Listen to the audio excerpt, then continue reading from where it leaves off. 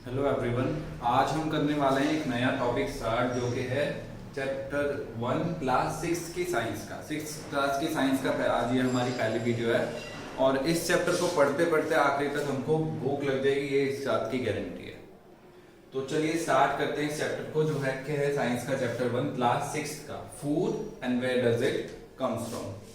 जैसा कि हम सभी जानते हैं कि इंडिया फूड में एक बहुत ही रिच कंट्री है। हम प्रिविलेज्ड हैं कि हम ऐसी कंट्री में पैदा हुए जहाँ पे इतनी तरह तरह के फूड्स रहते हैं। जैसे कि साउथ में डोसा, इडली, नॉर्थ में मक्के की रोटी, साग, मटर पनीर, शाही पनीर या कोई भी एक्सेट्रा, राजस्थान में दाल बाटी और या फिर ईस्ट में मोमोज या ऐसी चीज़ें। तो इस तरह की कई चीज़ें हमारे इंडिया में पैदा होती है और बहुत सारे तरह का फूड हमारे यहाँ पे खाया जाता है। इस चैप्टर में हम उन्हीं चीज़ों के बारे में पढ़ने वाले हैं और जानेंगे कि ये चीज़ें बनती कैसे हैं या आती कहाँ से हैं और कैसे इनको हम प्रिपेयर कर पाते हैं। क्या हमको कोई ऐसी भी चीज़ें जो एनिमल्स से मिलती है खाने की, या फिर हम एनिमल्स पे कैसे डिपेंड है अपने फूड के लिए। तो यही सब करने वाले हैं हम इस चैप्टर में। तो चलिए शुरू करते हैं। तो सबसे पहले फूड हम सभी को पता है एक ऐसी चीज़ जिसको हम खा के हमें एनर्जी मिलती है, ज़रूरी चीज़ें मिलती हैं, विटामिन मिलते हैं, न्यूट्रिएंट्स मिलते हैं। एनर्जी के साथ साथ फूड हमारे लिए डेवलपमेंट और ग्रोथ के लिए भी जरूरी है। अगर हम अच्छे से खाएंगे नहीं तो हमारी शरीर की ग्रोथ अच्छी नहीं होगी या माइंड भी अच्छे से ग्रोथ नहीं करेगा। फ्रूट्स वेजिटेबल्स हम अच्छे से खाते हैं जिससे कि हमारी इम्यूनिटी बढ़ती है और इम्यूनिटी के आजकल के टाइम में बहुत ज़्यादा नीड है। जैसे कि हम देख रहे हैं पूरा वर्ल्ड सफ़र कर रहा है एक तरह की बीमारी से, तो उसको टैकल करने के लिए हमको बहुत अच्छा फूड खाने की ज़रूरत है। तो यही चीज़ें हम आज देखेंगे कि हम क्या क्या चीज़ें खा के हेल्दी रह सकते हैं। तो वो सब का कंक्लूजन है इस चैप्टर। तो सबसे पहले फूड में आता है इंग्रेडिएंट्स। इंग्रेडिएंट्स क्या होते हैं?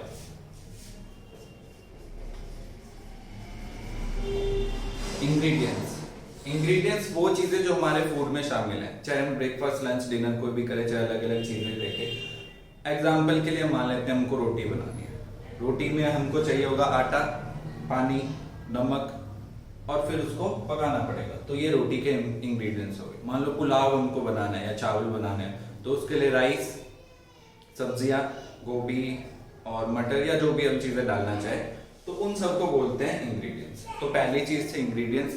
अब ये इंग्रेडिएंट्स हमको वर्ल्ड के अलग अलग जगहों या देश के अलग अलग जगहों से मिलते हैं या फिर प्लांट्स के भी अलग अलग पार्ट से मिलते हैं। तो खाने में हम सबसे पहले आ जाते हैं वेजिटेबल्स की तरफ। वेजिटेबल कोई प्लांट का एक पर्टिकुलर पार्ट नहीं होती। वेजिटेबल में लीव्स भी आती है, फ्रूट्स भी आते हैं, यहाँ तक कि जड़ें भी वेजिटेबल्स में आती है। तो वही देख लेते हैं हम कि कौन कौन से ऐसी वेजिटेबल्स हैं। ऐसी कौन सी वेजिटेबल्स हैं जो रूट से मिलती है? रूट से मिलती है हमको कैरेट और रेडिश। ये दो ऐसी वेजिटेबल्स हैं या कुछ और ऐसी वेजिटेबल्स हैं जो कि हमको रूट से मिलती है। लीव्स,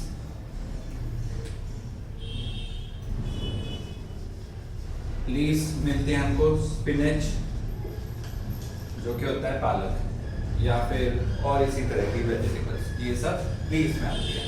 हर्बेज या हर्बेज में आती है हमारे पास कैबेज,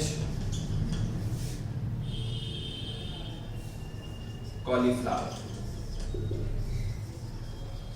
तो ये दोनों हैं हमारे पास लीव्स से मिलने वाली वेजिटेबल्स। इवन हम स्टेम तक को भी यानी तने तक को भी खाते हैं, जो कि एक बहुत ऐसी सब्जी है जो हर चीज में डाली जाती है। स्टेम में आता है हमारा पोटैटो एक तरह का स्टेम होता है। दूसरा जिंजर यानी अदरक, ये भी एक तरह का स्टेम या फिर तना होती है। फ्रूट्स भी वेजिटेबल्स की तरह यूज करते हैं हम, जैसे क्यूकम्बर, टमेटो एक्सेट्रा। तो घिया या खीरा, ककड़ी, टमाटर, ये सब ऐसे वेजिटेबल्स हैं जिनको हम फ्रूट से मिलती हैं। तो ये थी हमारे पास कुछ वेजिटेबल्स जो कि हमको ऐसे सोर्सेज से मिलती हैं। अब चलते हैं अनाज की तरफ।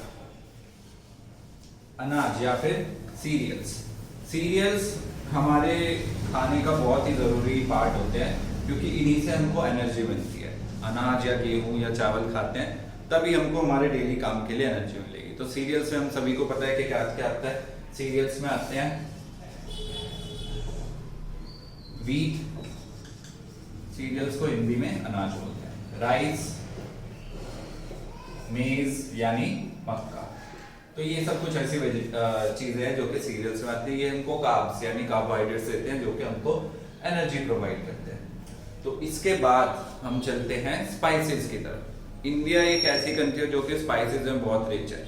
हमारे जो साउथ इंडिया है वहाँ पे बहुत तरह की चीज़ें जैसे पेपर, काली मिर्च, ये सब बहुत अच्छे अमाउंट में होता है। तो वर्ल्ड में बहुत जगह हमारी कंट्री से स्पाइसेस सप्लाई किया जाता है। और इसमें एक फैक्ट भी है, वर्ल्ड की सबसे तेज मिर्ची हमारे नॉर्थ ईस्ट में मिलती है जिसको भूत जलोकिया बोला जाता है। तो वो भी इंडिया में ही मिलती है। वो सबसे ज़्यादा तीखी मिर्च होती है पूरे वर्ल्ड में। तो ये कुछ स्पाइसेस होते हैं जैसे कि पेपर, चिली, कार्डेमम और पार्क, बहुत सारे ऐसे स्पाइसेस होते हैं जो कि इंडिया में पाए जाते हैं। अब इसके बाद चलते हैं फ्रूट्स की तरफ।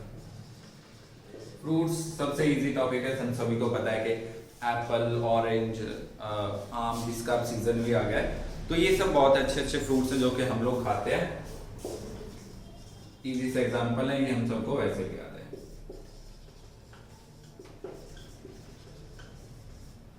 इसके बाद आती है टी एंड कॉफी।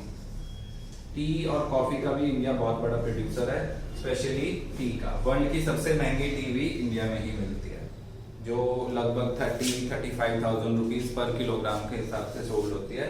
तो वो टी भी इंडिया में मिलती है। और एक वर्ल्ड की सबसे महंगी coffee, civet coffee. Civet coffee को आप सर्च कर सकते हैं गूगल पे जाके, सिवेट कॉफी। ये वर्ल्ड की सबसे महंगी कॉफी होती है, सिवेट कॉफी। ये मिलती है, इसका पूरा नहीं मैं बताना चाहूंगा, वैसे मेरे को पता है कि कहाँ से मिलती है, तो वो आप खुद ही पढ़ सकते हैं। काफी इंटरेस्टिंग फैक्ट है कि सिवेट कॉफी मिलती कहाँ से। ये एक तरह के जानवर से मिलती है। अब देखना आपके उसको कैसे ऑब्टेन करते हैं और वो क्यों इतनी महंगी है। तो ये एक फैक्ट है जिसको आप सर्च कर सकते हैं, या फिर अगर आप बोलोगे तो इसकी एक स्पेशल वीडियो मैं बना सकता हूँ, इसको आप कमेंट सेक्शन में लिख सकते हैं। तो ये था टी और कॉफी के बारे में फैक्ट। उसके बाद एक और बहुत ज़रूरी चीज़ आती है शुगर, जो कि हम बहुत ज़्यादा अपने खाने में यूज़ करते हैं। हमको सभी को पता है शुगर मिलती है शुगर केन से, यानी गन्ने से। गन्ने का इंडिया बहुत बड़ा प्रोड्यूसर है। वर्ल्ड में सेकंड नंबर पे है ब्राजील के बाद। ब्राजील नंबर 1 और इंडिया है नंबर 2 पे शुगर केन का प्रोड्यूसर पूरे वर्ल्ड में। तो ये था कुछ रैंक या इन चीज़ों का जो कि हमारे खाने में डलती है। एक और चीज़ है सॉल्ट। सॉल्ट हम सभी को पता है, सॉल्ट मिलता है सी वाटर से। सी वाटर से इसको हम सुखा के और उसको फिर साफ करके सॉल्ट ऑब्टेन कर सकते हैं, जो कि लगभग सभी जगह जहाँ कोस्टल एरियाज है वहाँ पे ऑब्टेन किया जाता है। एक और इम्पोर्टेंट फूड का पार्ट होता है पल्सेस। पल्सेस यानी दाल। दालें जो होती है वो भी हमारे लिए प्रोटीन का बहुत अच्छा सोर्स होती है। प्रोटीन बनते हैं तभी हमारे मसल्स बनते हैं, तो प्रोटीन के लिए पल्सेस हमारे खाने में होना बहुत जरूरी है। तो ये थे हमारे फूड के सारे कंपोनेंट्स या इंग्रेडिएंट्स जो कि हम फूड में यूज करते हैं। अब आगे हम चलते हैं ऐसे फूड सोर्सेज की तरफ जो कि हमको एनिमल से मिलते हैं। एनिमल भी हमारी डाइट का बहुत बड़ा हिस्सा होते हैं। एनिमल से मिलने वाले प्रोडक्ट्स भी हमारी लाइफ का बहुत बड़ा हिस्सा होते हैं। अब कुछ लोग ये भी सोच रहे होंगे कि एनिमल्स पे हम तो डिपेंडेंट है नहीं, या हम तो नॉनवेज खाते नहीं है तो हम एनिमल पे कैसे डिपेंडेंट है। तो सिर्फ नॉनवेज के लिए नहीं, दूध, घी, पनीर, दही, शहद, ये सभी तो हमको एनिमल से मिलता है। तो ये सब भी एनिमल प्रोडक्ट्स में आते हैं। तो जरूरी नहीं है कि हम नॉन वेजिटेरियन है तभी हम एनिमल प्रोडक्ट्स खाते हैं। तो सबसे पहले तो काऊ या बफलो से हमें मिलता है मिल्क, घी और बटर, क्रीम या मिल्क से बनने वाले अदर प्रोडक्ट्स। तो ये तो हो गया पहला एनिमल प्रोडक्ट। दूसरा फिश या फिर चिकन या फिर मीट, जो कि हमको अलग अलग तरह के जानवरों से, जैसे फिश से, चिकन से, और मीट के लिए हमको लैम या फिर और कई सारे जानवर पाले जाते हैं जिनको हम मीट के लिए बाद में कंज्यूम कर लेते हैं। एक और चीज़ मिलती है जो कि बहुत ही हेल्दी होती है चिकन से, वो होता है एग, जो कि मिलता है हैन से। एग हमें हैन से मिलता है। एग बहुत ही अच्छा प्रोटीन का और फैट्स का सोर्स होता है हमारे लिए, इसलिए हमारी डाइट का एक अच्छा पार्ट प्ले करते हैं एग। और मिल्क को एक कंप्लीट फूड भी बोला जाता है, इसलिए बोला जाता है कि हमेशा एक ग्लास ऑफ मिल्क हमको रोज कम से कम कंज्यूम करना चाहिए, क्योंकि इसमें सारे प्रोटीन, विटामिन, कार्ब्स, फैट और मिनरल्स, ये सभी प्रेजेंट होते हैं और वाटर भी प्रेजेंट होता है। तो मिल्क को एक कंप्लीट फूड भी बोला जाता है। तो ये मिलते हैं। और हनी मिलता है हमको लास्ट में हनी बी से। हनी बी जिसको हम पालते तो नहीं है, पर उसके शहद, छत्ते से या उससे हम हनी ऑब्टेन कर सकते हैं, फिर बाद में जिसको हम खा लेते हैं। तो हनी भी एक हमारे फूड का कंपोनेंट है या सोर्स है। तो ये तो हो गए फूड। अब इनको खाने वालों के बारे में जानते हैं। फूड को खाने वाले भी जीव जो होते हैं वो काफी अलग अलग तरीके के होते हैं। जैसे कुछ लोग होते हैं वेजिटेरियन, कुछ नॉन वेजिटेरियन, और कुछ होते हैं वेगन। वेगन जिसको नहीं पता है, वेगन वो होते हैं जो कोई भी एनिमल प्रोडक्ट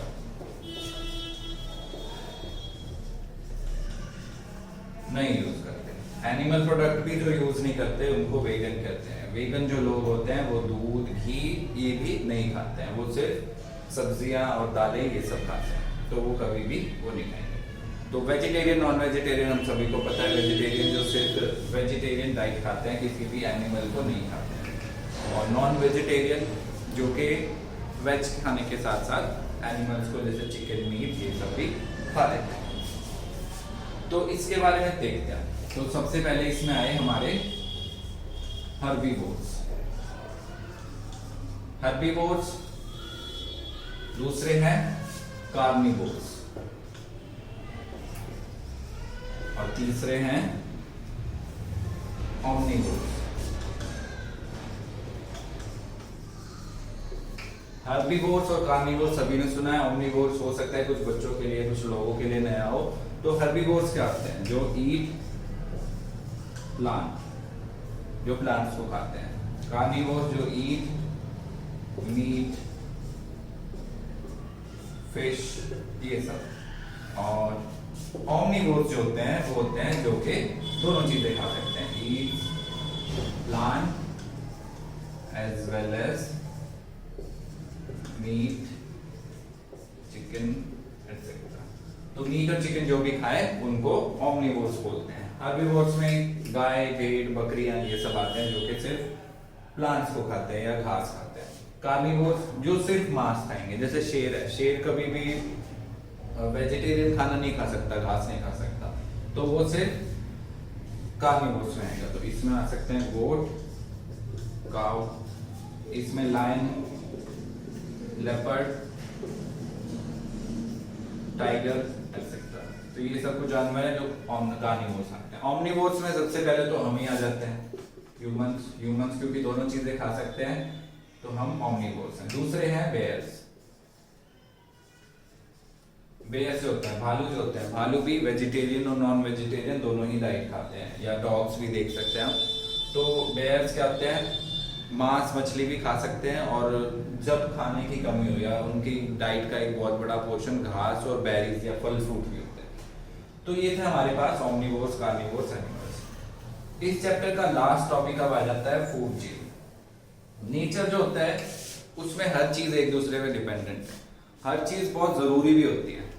उसी का एग्जांपल है एक तरह का फूड चेन। फूड चेन के लिए मैं पहले बता देता हूँ कि फूड चेन होती क्या है। फूड चेन एक दूसरे के ऊपर डिपेंडेंट जीवों की एक चेन होती है। जैसे कि सिंपल सा एग्जांपल ले लेते हैं, ग्रास को खाता है डियर को खाता है लायन। अब इसमें एक इंटरेस्टिंग फैक्ट आया कि हम लोग सोचते हैं, जब हम यार टीवी पे कभी ज्योग्राफी वगैरह डिस्कवरी देखते हैं, कि जो लायन होता है वो डियर को मार देता है। हम में से काफी लोगों को ये भी लगता है कि वो ऐसा काम कर रहा है तो बहुत बुरा कर रहा है, पर एक्चुअल में वो नेचर का हिस्सा है। और नेचर में कोई भी चीज है तो उसका कुछ ना कुछ लॉजिक होगा या मीनिंग होगा। नेचर सारा साइंस पे डिपेंडेंट है या साइंस सारी नेचर पे डिपेंडेंट है, उसी से सारी चीजें चल रही है और वही सबको बैलेंस में रखता है। मान लेते हैं लॉयन हमारे पास ना रहे, तो अल्टीमेटली क्या होगा, डियर जो है वो बढ़ते जाएंगे बढ़ते जाएंगे बढ़ते जाएंगे। डियर बढ़ते जाएंगे तो एक टाइम ऐसा आएगा उनके लिए खाने के लिए घास बिल्कुल खत्म हो जाएगी, और अगर घास खत्म हो जाएगी तो डियर भी अपने आप खत्म। तो अगर लॉयन नहीं होगा तो तीनों ही इस चीज के फूड चेन के जीव अपने आप ही मर जाएंगे। तो लॉयन भी उतना ही जरूरी है जितना के डियर और ग्रास फीड। तो लायन का होना भी बहुत जरूरी है एक food chain. Lion, tiger, vulture, eagles, ये सब जरूरी होते हैं जो दूसरे जानवरों को मार के खा, क्योंकि यही हमारे नेचर को बैलेंस ही रखते हैं। इस चैप्टर में इतना ही। नेक्स्ट चैप्टर और भी इंटरेस्टिंग होने वाला है, तो इसलिए वीडियो को जरूर देखें और चैनल को प्लीज जरूर सब्सक्राइब करें ताकि आने वाली वीडियोस के बारे में आपको पता लग जाए। और अगर ये टॉपिक्स अच्छे लगे तो एक बार चैनल पे या वीडियो पे लाइक कर दो और इस वीडियो को शेयर जरूर करें अपने फ्रेंड्स के साथ। Thank you.